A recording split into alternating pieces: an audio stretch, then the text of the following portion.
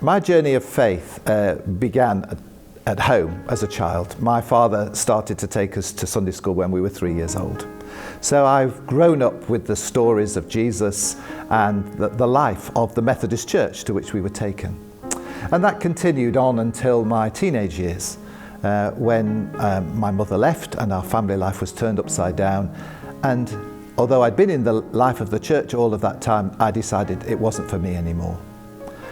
I was rescued by the Crusader movement, and it was through them that I made my first Christian commitment. And then I returned to the Methodist Church, and the church has nurtured me ever since. I received a call to be a local preacher, which I responded to quickly as a late teenager.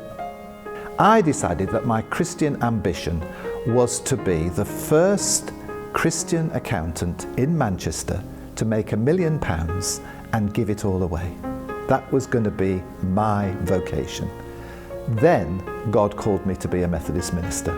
I was not happy about it. I fought God for several months. It was the most miserable time in my relationship with God. And when I finally gave in to God's will, that was the one moment in my life, I never quite experienced it since, when I felt as though a huge weight was lifted off my shoulders. That was a moment of confirmation. And that confirmation has gone on throughout the 30-odd years of my ministry.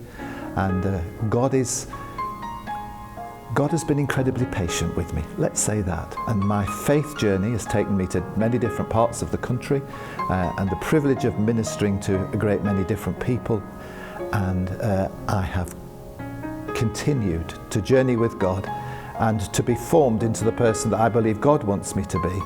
But I also think I've been a bit of a stumbling block to God's ways and means sometimes. So yeah, I'm still on a journey, and I know that that will continue eternally.